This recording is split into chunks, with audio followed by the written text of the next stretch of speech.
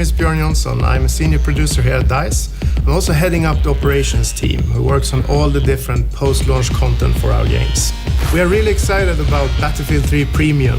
Not only will you get early access to our upcoming expansion packs, you will also get access to more advanced online features, unique in-game content, as well as taking part in exclusive events that we will run throughout this program. And with these exclusive videos, we'd like to give you a more of an inside look of what Premium is all about.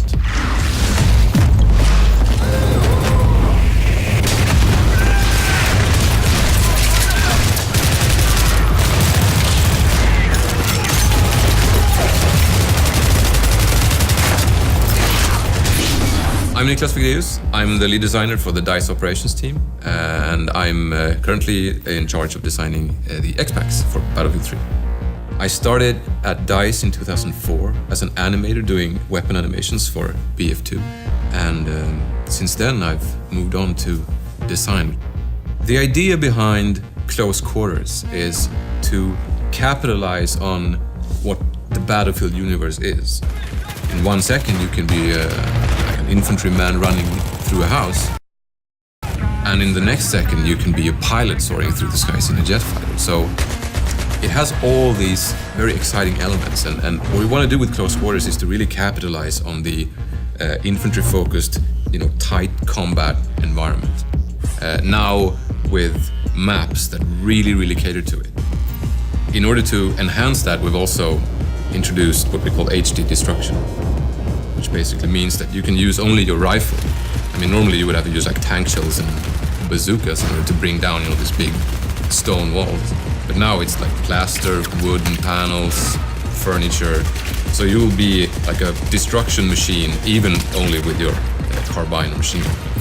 It makes everything very vivid and very kind of in your face.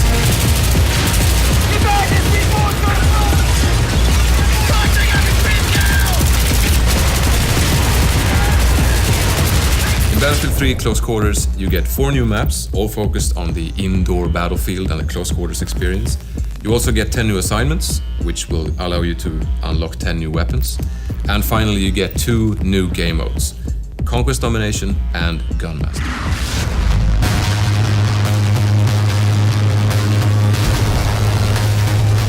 Conquest Domination is the close quarters take on Conquest.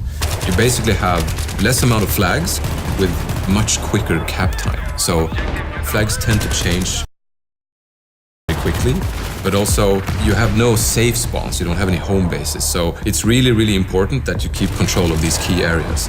And I think squad play is the key factor in achieving victory in Conquest Domination, because it's really important to really maintain control of these areas, because you have no other safe zone, you just need to do that.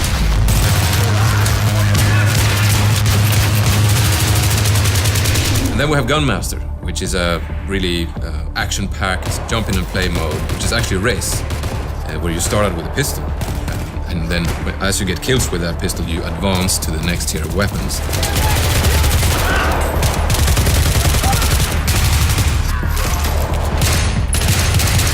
In order to win the mode, you need to go through the powerful weapons and ultimately win by getting a knife kill in the end.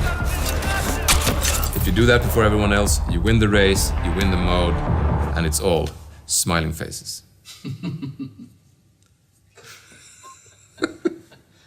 All smiling faces or one smiling? It's actually true, there's only one smiling face, and then there's like 15 frowns, but hey, it's all smiling faces, it's a fun mode.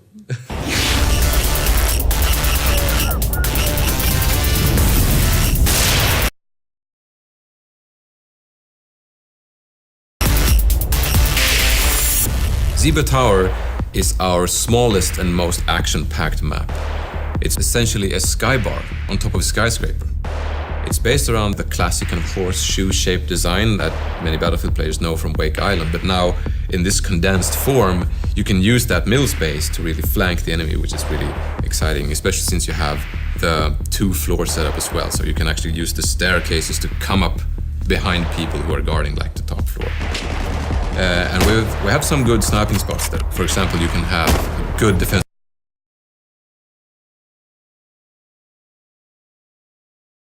position on top of the swimming pool area. That's a pro tip right there. It also has a lot of corridors and rooms with very, very thin walls. So what you can do is open up flanking routes by just actually shooting big holes in the walls. So you really need to find your spots if you're trying to play defensively. And if you're on the offense, you need to move very quickly because it's a small map, it's a lot of circulation, a lot of action, so movement is key.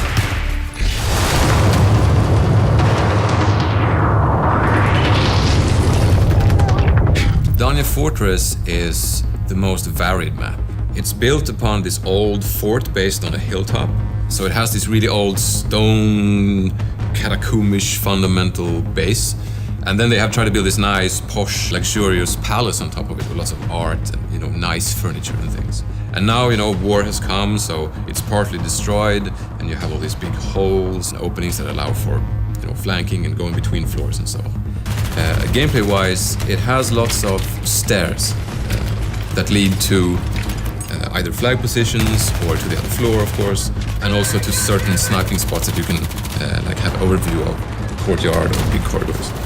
So I think the best tactic to employ on Dania Fortress is to use really proper squad play in order to defend the key locations, like the big entrance room, cellar.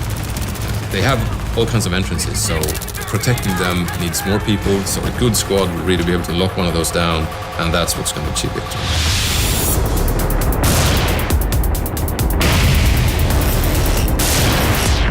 Operation 9 to 5 is our biggest and most destructible map, I would say. It is essentially an office with the cubicles and the desks and the cafeteria and the bathrooms, and they're all not very sturdy. So there's lots and lots of destruction. You will see someone on the other edge of the office, and he's partly covered by, the cubicles and the furniture, but you will just shoot through that and start putting, downrange fire on them. So it's still close quarters, but it features the longest ranges in the expansion pack, and it makes it really interesting. And I think on Operation 9 to 5 you see the most kind of varied weaponry being used. And also, it has a garage that goes kind of underneath the whole complex where, the former employees had all their cars. So you can use the garage as a traveling hub, if you will. You can go up that fire escape or through that staircase and end up on the other side of the map. So you really need to mind those extra exits when you play Operation 9 to 5.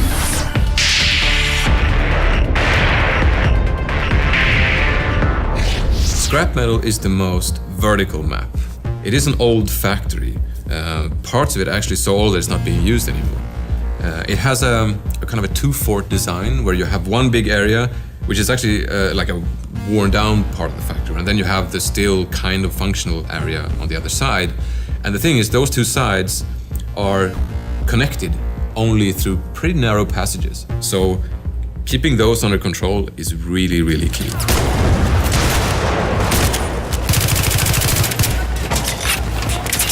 In order to protect those entrances, you need to control those while staying in control of your rooftop, because that's another entrance point, and that's very open and long range, so you're going to see a lot of snipers covering those rooftops.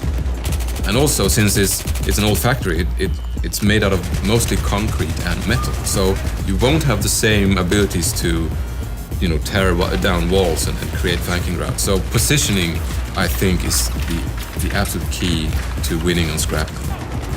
It's very exciting when you have control of one side and you're trying to figure out how to assault the enemy on the other side. And I think that's a very exciting proposition that comes with Scrap Metal.